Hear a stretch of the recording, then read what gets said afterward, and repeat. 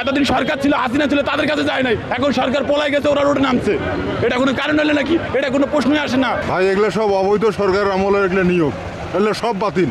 এগুলো পাতায় লাথিতে এগুলো উঠে দেওয়া দরকার। বিরোধী দলীয় সরকারের মদতে এরা করতেছে, এদেরকে এখন পিঠে রাস্তা থেকে তুলে দেওয়া দরকার। আন্দোলন সঠিক না, এরা আওয়ামী লীগ আমলে অবৈধ নিয়োগ, নিয়োগই বাতিল দেওয়া উচিত। এই নিয়োগ দিচ্ছে অবৈধভাবে, ওদের নিয়োগ, এটা কোনো নিয়োগ হয়নি এটা সঠিক পদ্ধতিতে, এটা বাতিল হওয়া উচিত। ভাই তাদের আন্দোলন নিয়ে ভাবছি আসলে তারা রীতিমতো এটা জনগণের ভোগান্তি করতেছে। তারা জনগণের এইভাবে ভোগান্তি করা তাদের অধিকার নাই ভাই।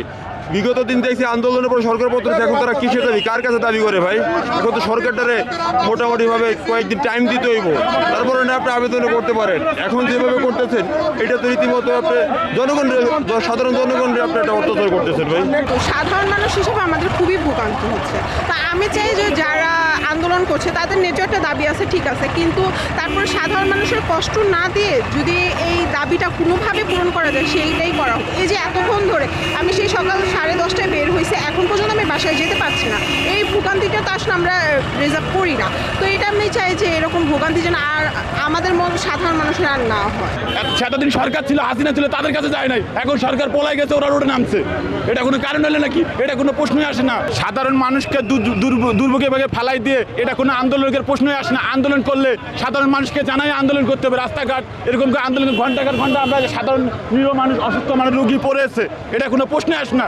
আমরা তো অসহায় গরিব মানুষ, আমরা দিনমজুর কর্ম করে খেতে যাচ্ছি। এরা তো সবসময় আন্দোলন করে, এটা কোনো আন্দোলনের সৃষ্টি হলো নাকি? 250-টিরও বেশি ডিজাইন অপশন নিয়ে ওয়ালটন স্মার্ট ফ্রিজ, বোঝে আপনার প্রয়োজন। তারা বিগত 15 বছর কোথায় ছিল, এখন তো ফায়দা লুটতেছে। তাদের দাবি আদায় করার জন্য তারা অন্য কোথাও যেতে পারে, তাদের ডিপার্টমেন্ট যেখানে সেখানে তারা ঘেরাও করতে পারে, অথবা সচিবালয়ে যেতে পারে, ডক্টর ইউনূস সাহেবের কাছে গিয়ে তাদের দাবির কথা বলতে পারে। কিন্তু এইভাবে জনগণের দুর্ভোগ করে আসলে দাবি আদায় করার কতটুকু যৌক্তিকতা আছে আমার জানা নেই। যে কোনো সংস্থারই লোকজনের বা চাকরিজীবীদের বিভিন্ন ধরনের দাবি দেওয়া থাকতে পারে, অবশ্যই থাকতে পারে, কারো কম থাকতে পারে, কারো বেশি থাকতে পারে। সেই ক্ষেত্রে জনগণের কষ্ট দিয়ে আসলে কাউকে সমাবেশ করতে দেওয়া উচিত না। দ্বিতীয় স্বাধীনতার পরে যদি সেই প্রথম পর্যায়ের অবস্থা হয়, আমরা তো অনেক কিছু আশা করছিলাম, এখন তো সেই আগের অবস্থায় দেখতেছি। জনসাধারণের খুব ক্ষতি হচ্ছে, কষ্ট হচ্ছে, চলাচলে খুবই সমস্যা হচ্ছে আমাদের। আমরা একটা ইমার্জেন্সি কাজে বের হয়েছি, আমরা অনেক কোন কাপড় আটকে আছি। আন্দোলন তো অনেক প্রায় ঘন্টা দেড়েক বসে রয়েছি, শাহবাগে তো এই পর্যন্ত আসতেছি।